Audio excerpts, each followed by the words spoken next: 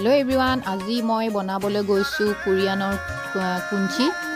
বহুতে জানে বনাবলৈ আজি মই ফাৰ্স্ট টাইম বনাবলৈ গৈছো মই এইখিনি নিমখত থৈ লৈছিলো তাৰ পাছত এইফালে গাজৰ বিট তিয়হ পিয়াজ পাত সকলোবোৰ মই ধুনিয়াকৈ কাটি মেলি লৈছো এইফালে সয়া সস লৈছো এইফালে দেখিছেনে গোটেই বস্তুখিনি মই মিলাই লৈছো গাজৰ পিয়াজ পাত বিট তিয়হ আৰু এনটা বাসনত মই জলকীয়া গুৰি লৈছো যেহেতু কোৰিয়ান ডিশবোৰ অলপ স্পাইসি হয় সেইকাৰণে এফালে মই ভিনেগাৰ দিছো লগত মোৰ নিজৰ অলপ মিক্স কৰিছো আৰু যেহেতু ইয়াত দিছো মই চিলি সস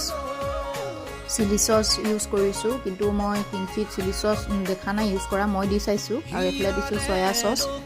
সো তাৰ পাছত বহুতে ময়দা মিক্স কৰে মই ডাইৰেক্ট ভাতৰ মাৰ ব্যৱহাৰ কৰিছো মই গৰম ভাতৰ মাৰ বনালো বনাই মেলি গৰম ভাতৰ মাৰ লগত মিক্স কৰি তাৰ পাছত শুকান জলকীয়া গুৰি কৰি লগত নিমখ দি এখিনি মই ভালকে মিহলাই লৈছো তাৰ পাছত যিখিনি মই পাচলি কাটি থৈছিলো সেইখিনি গুটেইখিনি বস্তু মই মিক্স কৰি লৈ একেবাৰে উজু বনাবলে ভালকে মই হানি মেলি ভালকে ইউজ কৰি ললো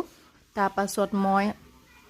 এই পাতখিনিত এডাল পাতত গুটেইখিনি মই হানি যাম পলিথিনটো দেখি নাহা আহিব হাত গ্লোভছ নাছিলে কাৰণে মই পলিথিন এটাই পিন্ধি ললো যেহেতু এইখিনি বহুত জ্বলা হ'ব সেই কাৰণে মই পলিথিন এটাই পিন্ধি ললো তাৰ পাছত চিচাৰ বটলত ভৰাই থম আৰু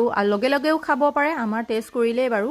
তাৰ পাছত যদি ভিডিওটো ভাল লাগিছে লাইক এটা কৰি দিব